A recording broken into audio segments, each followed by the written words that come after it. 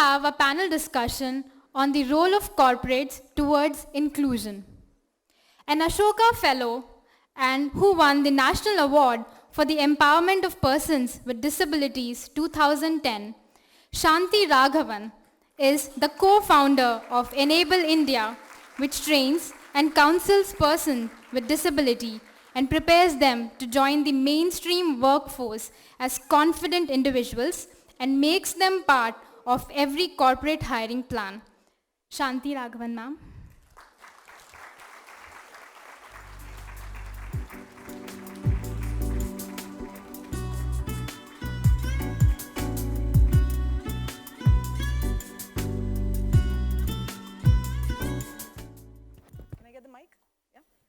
So good afternoon, everybody. So we will have food for thought before we have food. Yeah, we are running slightly late, but I'd like to invite our distinguished panel.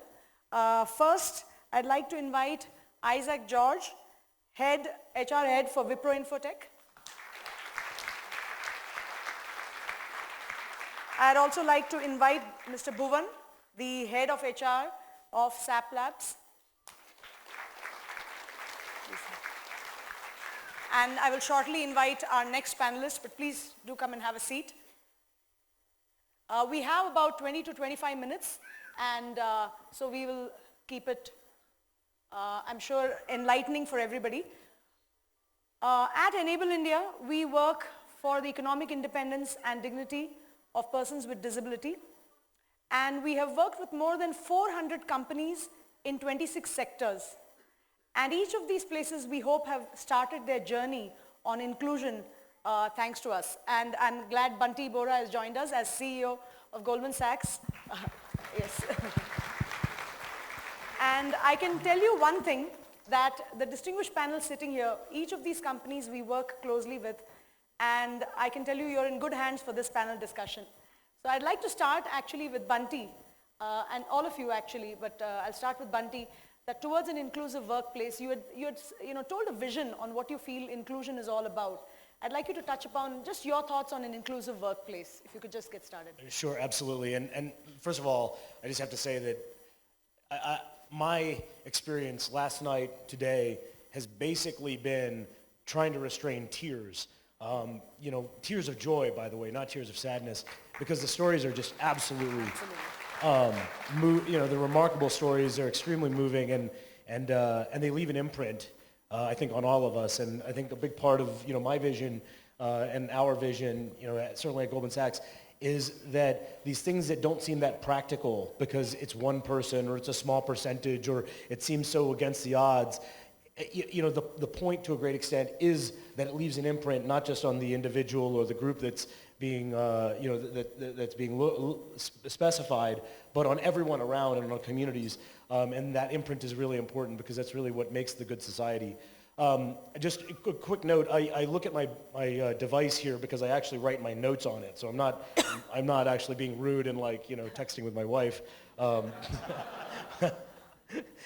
But let me give a very brief personal story which framed how I started in this current role that I have at Goldman Sachs. I've been at the firm for almost 18 years. Most of that, actually all of it, except for the last 4 years, has been in the U.S. and pretty much in a simple role of trading bonds and stocks and currencies and commodities. Right before I moved to India, when they asked me to assume this role, I had lunch with my cousin's sister. She's basically a twin sister to me. We were brought up together in the U.S. We were the closest relatives that one could ever have. And she asked me over the course of it, and I'd had 100 of these conversations about, are you excited about this new job? Is it going to lead to a big promotion? This should be really interesting. Wow, what a prestigious title or role. And her question was, how does it feel going to the country of your origin and being part of brokering a generational change that basically will make the planet a completely different place in the future? Now, I actually didn't think of my job as anything but a promotion. I didn't think it was anything like that. But I share that because, it's easy to write about corporates in the things that they don't do right, or that the things that, people perceive that they do wrong. And when I think about inclusion in our workplace, there's an enormous platform and enormous opportunity for corporates to basically be part of building what I would describe as a good society. We have people sitting in our premises and for more time than they spend doing anything else, waking or sleeping. We can create a culture. We can create an environment. We can emblemize a set of priorities or values or principles that we think are important. We can wave a flag in front of our building or in our offices or on our chest that says that we stand for this, and if you want to work here, we expect that you will stand for this as well, even if it doesn't personally apply to you. And that impact that you can have on one person becomes 5 people because it's their family, their friends, their community. That one person is 5,000 people in our office, becomes 25,000. It goes from being an office to a community to a society to a planet. And I think that there's an enormous amount of value in being able to take that. I can talk for hours about the necessary to have a diverse population and having, be an attractive workplace to attract the right types of people from all different sectors, but I think that that's really well-worn territory. I think one of the most powerful things that we can do is just change the direction that we're setting for ourselves, changing the standards to which we're holding ourselves, and in doing so, leave that stain, leave that mark on people's hearts and in their minds that ultimately over generations will change the way we think about the world. Thank you so much for that, Bunty. And especially, I think what you're talking about is an inclusive culture ultimately helps everybody. And that is what we feel, that when when companies hire a person with disability, they're doing no favor, just like Javed mentioned earlier. We actually feel we are central to the company to start becoming more inclusive. And that culture leaves a mark not only on the company people, but as you're saying, their families and so many others. Exactly. I'll switch over to Isaac, who is a leader, a practitioner, and has so much to talk about. And I can vouch for what Wipro really has stood for. Walk the talk and really the kind of initiatives they've done. I just want Isaac to rip. You go ahead. Speak your heart. No questions for you. So let me try and put this in very simple words. Being inclusive, I think, is a situation you have when the whole environment and the people in it come together in thinking that fairness and equal opportunity are the way of life. A big difference between inclusion and compliance. And that I want to illustrate with a little example from our workplace. When we first started making our software accessible, internal software, we have over 100 software applications at work. At that point, one of the earliest applications to become inclusive, there's a WCAG 2.0 guideline that you follow, and at some point you say that we've met the guidelines, so the software is accessible. At that point, we reviewed how accessible it was. So we asked this question: how long does a person without disabilities take to transact once on the software? And the answer was under 5 minutes. And then we said a person for whom this change in the software is meant to benefit, how long does the average person take to use that software through a transaction? And the answer was about 20 minutes. We had compliance, we did not have inclusion.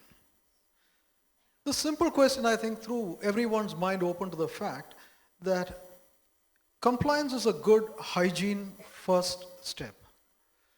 But if you also don't have continuous thought process to not just making whatever you have in the environment equally available or equally benefiting the person with disability, but to continuously improve it even beyond that point. The active thought process of people being, how can I just get this to a totally equal platform for everyone?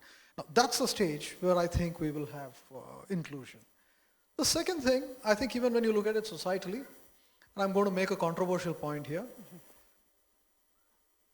about 7, 8 of the 10 people who I see involved in this movement are people who most likely have a personal reason to be involved in the movement. To me, it is but natural that if you have a personal reason, a person who's close to me is affected, I'm therefore more aware, I'm therefore more conditioned to be in a certain fashion, which is more responsible, more inclusive. Actual inclusion in the environment is when the people who don't have a personal reason to be inclusive are also inclusive. That's what I think we have a responsibility to promote within each of our organizations, whether it's a corporate, whether it's an NGO, whether it's an institution of learning, whether it's a government department, whichever. Good. So inclusion is a process, as you're saying. It's not something that, it's not just we mandate it. It's a process that has to keep continuing, I think. The mandating, as Javed mentioned earlier, is a necessary hygiene step. Yes. So that there is at least minimum inclusion, even if it is by mandate. Yeah. But actual inclusion is when it comes naturally. Absolutely. And I think that takes years and it'll continue. Mr. Bhuvan, I'll go to you now. I think it always helps to give a case study. I think the journey that SAP Labs has had, especially with people with autism, would be a good one to talk about, especially what went in that journey to make inclusion happen. It's not something that you just reach, it's a journey, and I'm sure you're going to keep going through it. So if there are some things that you can share, and that gives an insight to parents, the NGO folks who are here, that companies are willing to take that step, and it's a journey. You're not going to reach an end, but you're starting that journey. So with, at SAP, the whole mindset change, and rather the aha moment happened when actually Thorkel Sone visited our campus and spoke about strengths children or colleagues with autism could bring to the table, and more specifically in the IT industry. One is being like that aha moment, you figure it out like, oops, we didn't know that. Second is an aspiration to include them. An aspiration comes from typically the passion, the feeling for it from leaders who matter in the company. Because at the end of the day, when you have to have 6,000 employees rally behind an initiative, it has to come from the top. You got to live with it. It's not lip service about trying to get some awards that were inclusive or putting some policies behind. You got to feel for it. And walk the talk is what you're talking Exactly, about. got to walk the talk. When eyes got open with that one in terms of the special strengths people with autism could bring to our testing practice, we embraced it. It was not an easy journey because for 5,000 people it was like, what are we trying to do? So at one level it was about building awareness, it was about sensitizing the environment. What we did was we didn't bring employees with autism and try to change them. That's not the intent. The intent was to change their environment in the company so that they feel at home. Now there are special things that people with autism would need. They need a structure, they need set rules, including time for tea or time for lunch, etc. Everything has to be set for them. And it's unbelievable what our company has seen in the last 2-3 years since we have embraced this project. Typically, in testing, there's a lot of repetitive tasks. Sometimes these repetitive tasks have reasonable complexity as well. Now, people like me, if I have to do those repetitive tasks, after 2 times you feel bored, and then your ability to find errors diminishes. But those with autism, they thrive in that. They enjoy doing that. And that's an unbelievable strength which every company can capitalize. In this country with so many IT companies that are out there, with so many thousands, hundreds of thousands of testing practice that happens, if even 1% of that target audience are autistics, I think we can achieve the dream of 200,000 employees in India as Thorkel Sone set out in his mission. Yeah, very true. And what I'm trying to say is there is an opportunity, but most times in companies, people like us, we are just not aware. We are ignorant. And we have to start there. So coming together of being aware and an aspiration, a sense of feeling by the leadership will change things. It's not about legislation. It's not about law. I mean, all that can happen and we can still fulfill putting some tick marks. The intention is not to put tick marks. The intention is to leverage the strengths what differently able people could bring into the company. And for us specifically, we started with autism, but we opened our eyes in such a way that we're looking at all kinds of disabilities, looking at the strengths, not the disabilities, but the abilities, and how we can utilize them. We have at the moment a hearing impaired person who runs our generator room because others would go deaf doing that. That's the strength we want to leverage in a generator room. Yeah? We have 3 visually impaired colleagues today who do the accessibility testing because only they know best how the software should work for those who have visual disability. Yeah? So it's unbelievable what strengths these people bring. It's not about charity, it's not about doing some awards. It's just about having an environment where every strength is leveraged, appreciated, utilized for profit. Absolutely. Absolutely. Absolutely.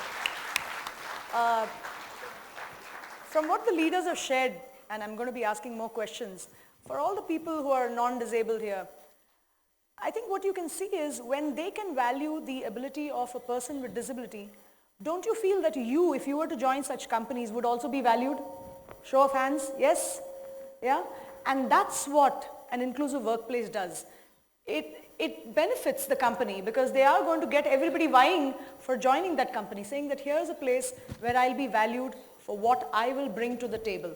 I will have something that I can do and something that I cannot. And I think that's what you're talking about. And I must tell you, by the way, one secret. One of our visually impaired students who joined Enable India as an accessibility tester loved our environment, was never willing to leave us, but we felt his growth would be in a company because ultimately we are an NGO and though we had accessibility testing. And guess where he joined? He joined SAP Labs. And that's the only place he's feeling included. At least after Enable India, I feel he found the right place at SAP Labs. So we're happy you'll have the, you have Suman with you. Wherever Suman is, yes. Suman is in the back there. Suman, yeah. So in fact, I think I'd like to segue then to Bunty. So now if we can just talk about some of the initiatives that Goldman Sachs has done towards, including persons with disability. And I think even the communication piece, because the way Goldman Sachs is in terms of, everybody knows about, the importance of inclusion. How do you do that? Yeah. So I think I'd like you to touch upon that. No, and that links back to, what I said at the beginning, which is that, really it's not necessarily about statistics as much as really trying to set the direction and create a culture.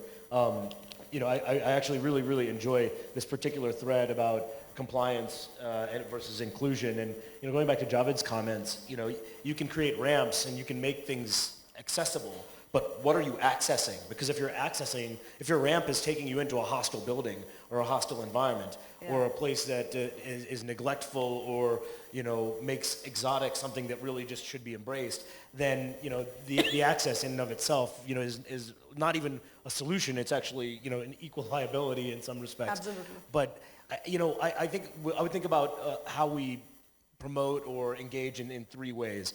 One, in order for this to be real, you do have to get into the community. You do have to take action. Even if, again, the numbers are limited, you can't be credible if you aren't there. So one of my favorite programs in this space that we're involved with, which you know very well, is the GS Scholars Program, which we've done with Enable India. So this is to create a pipeline of differently abled young people coming through the system to provide education and ultimately, career opportunities. So we identify scholars from around the country.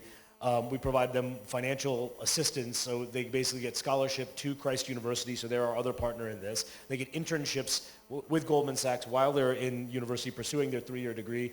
They have mentors that are assigned to them, and then ultimately, in most cases, it's a relatively new program. Most cases, they end up being full-time employees of our firm as well, in just jobs, not like specified for particular, for particular abilities, just literally it's just an on-ramp into Goldman Sachs and through Christ University, not as part of a special program as much as a vehicle to become, fulfill their potential. I love that one because it engages people, and the analogy I draw is when we put a man on the moon, right?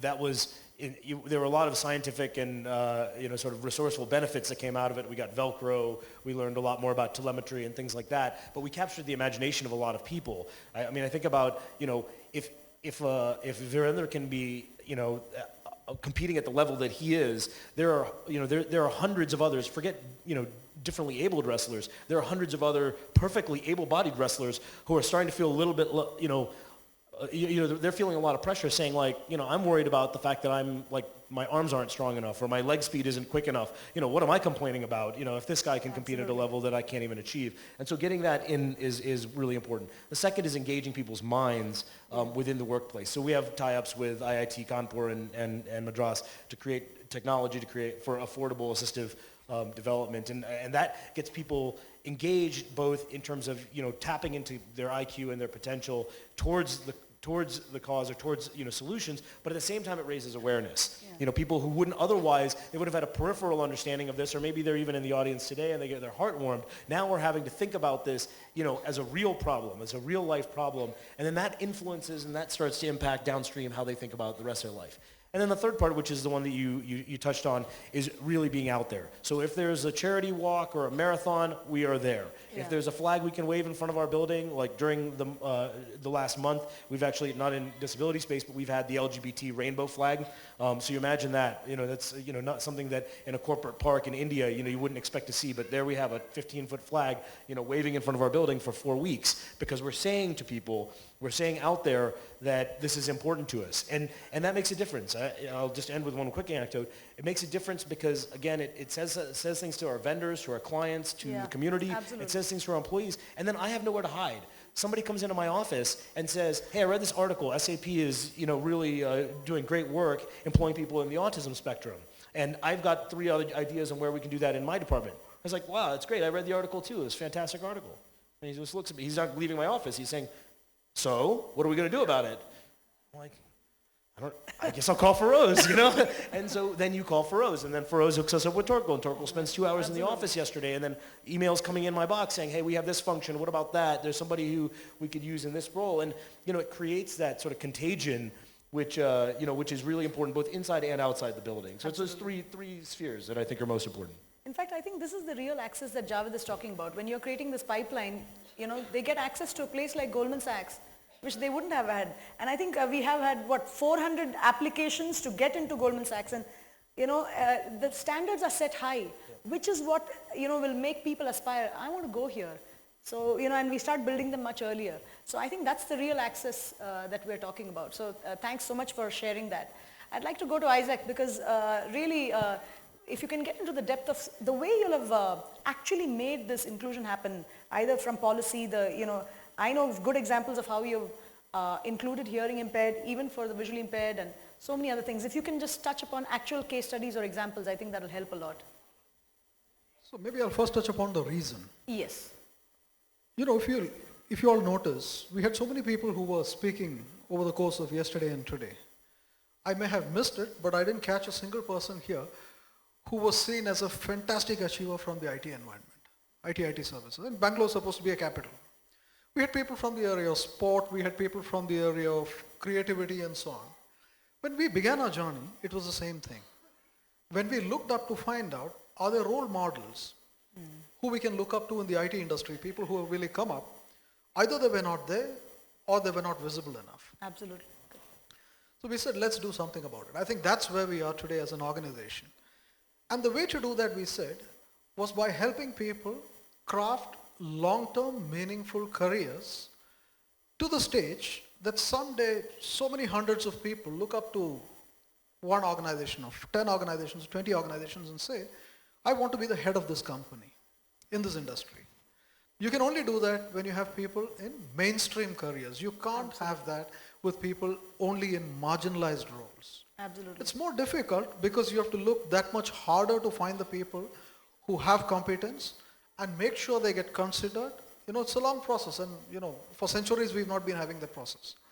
So you have to look harder, get them in, and then create an environment which supports that aspiration. So people have aspiration, you got to support it. And I think that's what your question was about, Absolutely. How do you support it? So if I were to take the example of persons with hearing disability, about a couple of years ago almost, and we have Prajwal and Anis. Anis is now with Goldman Sachs, incidentally. Right? And Prajwal here, these are the two people who supported us in getting this journey ahead, right? So what we did is got in a batch of youngsters, first on an internship program, and they had hearing disability, brought them on board, took them through the internship, So that gave the opportunity for the people who are mentoring from the Wipro side to be able to understand and give them support. And it also gave these interns an opportunity to see what was happening inside a corporate environment, to get familiar with it, to get comfortable with it. Upon completion of that, there was an opportunity for some of them to join the company. And they did. Now, we didn't think at that point, are we fully ready yet? We were not fully ready because a communication program in sign language was not something which we had in mind at that point in time, but that was necessary to make sure inclusion happened. So then we took on board the services of someone who helped us with sign language communication. And over the course of time, a lot of teams with whom these youngsters were working after they came in, they all learned sign language and now they communicate with each other in sign language as well. Now that to me is inclusion, yes. And that to me is enablement. Absolutely. Now it didn't stop there. It didn't stop there because now the same team, small team, 3, 4, 5 people, they're working together building a sign language dictionary comprised of terminology which is regularly used in the IT industry. That doesn't exist now. Yeah, it is absolutely. not there, and that's Very the difficulty important. we face. Absolutely. That's a big deal. Yeah. And what we hope to do is, once that's completed, that we make it open to all industry, in the hope that this will not become an impediment for any other organization also to take in someone who has hearing disability if the technical merit is already there. You're removing the barrier. That means you're removing the barrier for the person to... Absolutely. Absolutely. And hopefully many of those organizations will help build up the dictionary to a much greater scale than we've been able to. And that will help, all round. Absolutely. I think this is a perfect example of what the company can do for the individual's, ability to get used well. So that's a perfect example. I think we're kind of running out of time because of lunch, that we have all to consume. What we tell at Enable India is that we have the unique opportunity of going to so many companies. Where it has worked has been where cultures like what exists in your companies is there, and what we call as inclusive and adaptive leadership, including each person, adapting to them, which is what you'll have done, So I would, leave it to Mr. Bhuvan. If you can actually tell us, what does it take, what are the success factors to be an inclusive and adaptive leader? I mean, something that we can leave leaders, the people from the companies, any advice that you could give? Because sometimes there's this barrier that, this all sounds wonderful, but it looks very far away, and, I think it's more a personal trait also. Anything that you can share? First of all, for a leader, inclusion cannot be a program or a project. Yeah, thanks because for saying that. Because then there's start date and end date for that. Inclusion should be a way of life. It's about embracing strengths and perspectives. That's one. I think one needs to be very sure of that one. Otherwise, you're working for your next year's bonus. That's about it. The second is there's lots that needs to happen between intent and execution. Absolutely. One is not just what you feel and wanting to do, but you need to have the courage, perseverance, ability to bring this change in the minds of people who actually will be the ones who need to adapt, because you're in your office, right? And rest of the organization really needs to embrace. So a lot needs to be done on that front. Having said this, it's not good enough. I think as companies, we need to also look at the supply chain. I may be talking business language, but you need to have the talent pipeline. And to have the talent pipeline, it's not just about recruiting, but enabling people for the education that is needed for your business. And that is where organizations like Specialist, which Torkel Sone founded and heads, are available and are there, and it's about partnering with those organizations to really see how we can leverage their strengths, their infrastructure, their learnings, so that you're not operating for inclusion in isolation, but you're really embracing end-to-end right from the time someone is coming out of school to that of how we can build those skills, strengths that are needed so that you continue to remain viable in your business. Thank you so much for that. We've kind of really run out of time. If there's one liner, just like how they do in the media, in the TV, one liner before we cut you off kind of thing. But if there's one sentence that you could leave people with, a takeaway, I think we could end with a takeaway from each of you for our audience, primarily of parents, NGO workers, companies, everybody. Yes, you're on. So if I were to take, not from us mainly, but from what I picked out, over the last, couple of days, it is this. Every person who was up here on stage and was celebrated, I think they had two things going for them. One was support. There was a system of supporting them. And the second was there was somebody who created aspiration in them. And I guess there are many people here who would be parents. Absolutely. If there's one thing I have to give away, I would say this. Don't stop at support. Lead to aspiration. Make the person believe that that person will someday get to the top. Thank you so much. It's good when it comes from a leader from a company. So, Bunty, if you could leave us with a thought. I guess what I would say, and it would apply equally in many spheres of life, but particularly around this topic, we should make the distinction between distance and direction. And sometimes we think in distance terms. We want to get to this point, or we want to achieve that outcome, instead of thinking that we can change the direction in which we're traveling. Because even 1 or 2 degrees of difference in direction, with the passage of time and with millions, hundreds of millions, billions of people walking in the same direction, you'll end up with a destination and distance that's miles and miles apart from what your original intention was. So I would focus people on direction. Very well said. Bhuvan, would you like to leave us with a thought? Lastly, from my side, it's good to hope, but let's get on to work now. Thank you. I like that. So I think I'd just like to say that Javed left us with where we need to be. And I think that was very important that he set the stage. Then we saw our Virender ji showing what is possible. And here you see what can happen with an inclusive workplace.